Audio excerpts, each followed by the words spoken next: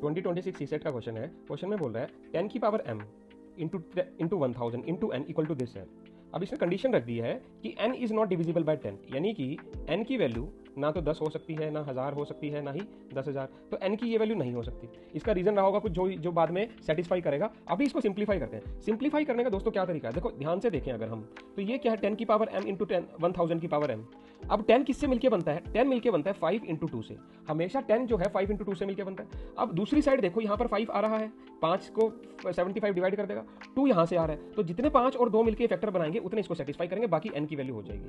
अब हम चलते हैं हमारे क्वेश्चन को सोल्व करने के लिए। अब देखो राइट हैंड साइड में देखो, राइट हैंड साइड को अगर मैं देखूं 75 क्या होता है, 75 को क्या लिखता हूँ 25 या 75, तो 25 को क्या लिखता हूँ 5 स्क्वायर। तो इस वाली टर्म को मैं क्या लिख दूंगा 5 स्क्वायर इंटू 3 की पावर 25, बिल्कुल। और 25 को क्या लिखता हूँ मैं 5 स्क्वायर लिखता हूँ अगेन, तो ये क्या हो जाएगा 5 स्क्वायर की पावर 32। और ये क्या होता है 32 क्या होता है 2 की पावर 2 4 8 16 32, 2 की पावर 5 इज 32 इंटू 2 की पावर 5 लिखते हैं इसको, 2 की पावर 5 की पावर 75। इतना क्लियर है, तो हम आगे चलते हैं। जब मल्टीप्लाई में होता है और पावर होता है तो डिस्ट्रीब्यूट हो जाती है। तो 5 की पावर क्या करेगा, 5 की पावर यहाँ पर जाएगा तो 50 कर देगा इसको, ठीक है। ये मल्टीप्लाई हो जाएंगे इससे, ये इससे मल्टीप्लाई होगा। तो अगर मैं इसको सोल्व कर लिखूंगा तो 5 की पावर 50 इंटू 3 की पावर 25 इंटू 5 की पावर 32 दूनी 64, 5 की पावर 64 इंटू 2 की पावर 5 दिए 25, 2 5 35 और 2 39, ठीक है। तो ये वाली आपकी होने वाली है। अब इसके बाद मैं क्या करूंगा 5 की और 2 की पावर को इकट्ठा कर लो। 5 की पावर को अगर मैं इकट्ठा करूंगा तो 5 की पावर कितना हो जाएगा 64 को अगर मैं इसमें ऐड करूंगा तो 4 6 5 11 114 हो जाती है, इंटू 2 की पावर 395 इंटू 3 की पावर 25 इज इक्वल टू क्या दिया दोस्तों, इज इक्वल टू 10 की पावर m क्या लिखता हूं मैं। अब 10 को मैं, अब ये वाले 10 जो है इसको भी इकट्ठा कर लो, इसको भी इकट्ठा कर लो, इसको भी 2 की पावर में तोड़ दो। 2 की पावर में अगर तोड़ूंगा तो 2 की पावर m इंटू 5 की पावर m बन जाएगा। ये वाला जो है 2 इंटू 5 की पावर m होगा, तो क्या बनेगा 2 की पावर m इंटू 5 की पावर m, ठीक है। और ये वाला क्या बनेगा 10 की पावर 3 था, तो ये भी 5 इंटू 2 की पावर 3, तो विच इज 5 की पावर 3 इंटू 2 की पावर 3। तो अगर मैं इस वाली साइड को सोल्व करके लिखता हूँ यहाँ पर, तो ये आ जाता है मेरा 2 की पावर m इंटू 5 की पावर m, ये वाला सॉल्व हो गया अभी तो। और इसी तरह मेरा 5 इंटू 2 की power 3 which comes out to be, ये आ गया मेरा। अगर मैं इसको फर्दर सोल्व करूंगा तो ये कितना हो गया मेरा 2 की पावर m प्लस 3, 2 की पावर सॉरी एक बार 2 की पावर m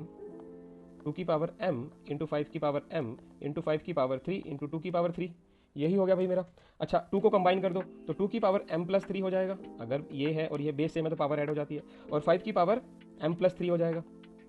बचा क्या साथ में n मल्टीप्लाई है, देखो यहाँ पर n बचा हुआ है मल्टीप्लाई के लिए, तो n मैं इसको मल्टीप्लाई करके लिख दूंगा n into n equals to क्या आ गया 5 की पावर 114, 2 की पावर 395 और इंटू 3 की पावर 25। अब ध्यान से अगर देखो दोस्तों, इसने बोला था n की वैल्यू कोई भी n की value is not divisible by 10, n की वैल्यू डिविजिबल बाय 10 नहीं होगी, n की वैल्यू डिविजिबल बाय 10 नहीं होगी। तो n के अंदर कोई भी वैल्यू अगर 10 नहीं होगी तो n के अंदर 2 और 5 के फैक्टर नहीं आएंगे, कंबाइन बोथ फैक्टर नहीं आएंगे। n के अंदर 2 के फैक्टर आ सकते हैं, या तो 2 के आ सकते हैं या 5 के आ सकते हैं, या फिर मान लो 3 को कंपेयर करो तो 3 के आ सकते हैं। 5 और 2 5 इंटू 2 दोनों के नहीं आ सकते। तो अब इसको कंपेयर करते हैं। कंपेयर करने बैठा मैं तो मैंने देखा कि जो बचा है उसको लिख लो 2 की पावर m प्लस 3, 5 की पावर m प्लस 3, 5 की पावर 114 हो सकती है मैक्सिमम, तो 5 की पावर 114 लिख दो।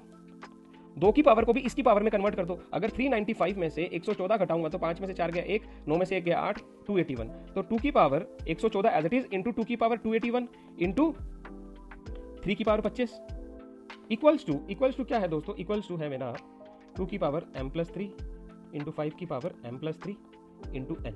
अब अगर मैं ध्यान से ऑब्जर्व करूं, देखो ये जो फैक्टर है और ये जो फैक्टर है ये आ गया सेम, और n की वैल्यू क्या आ गई 2 की पावर 281 इंटू 3 की पावर 25।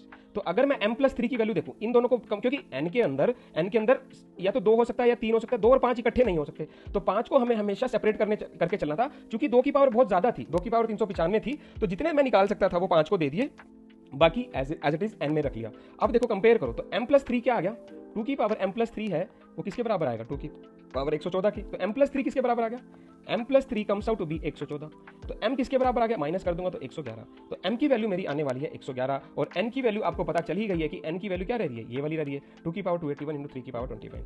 अब देखो ऑप्शन है क्या कहीं पर m की value 111, what is the value of m, हमसे क्वेश्चन में पूछा था कि m की वैल्यू बताओ जी, m की वैल्यू तो 111 रहेगी, b is the right option, B is the right option होने वाला है। तो एज सिंपल एज दैट, इससे आसान क्वेश्चन नहीं होगा। इसको मैं एक्सप्लेन कर रहा हूं तो बहुत टाइम लग रहा है, मगर when you practice it like in a flow तो आपको बहुत ही आसानी से क्वेश्चन सोल्व कर दो।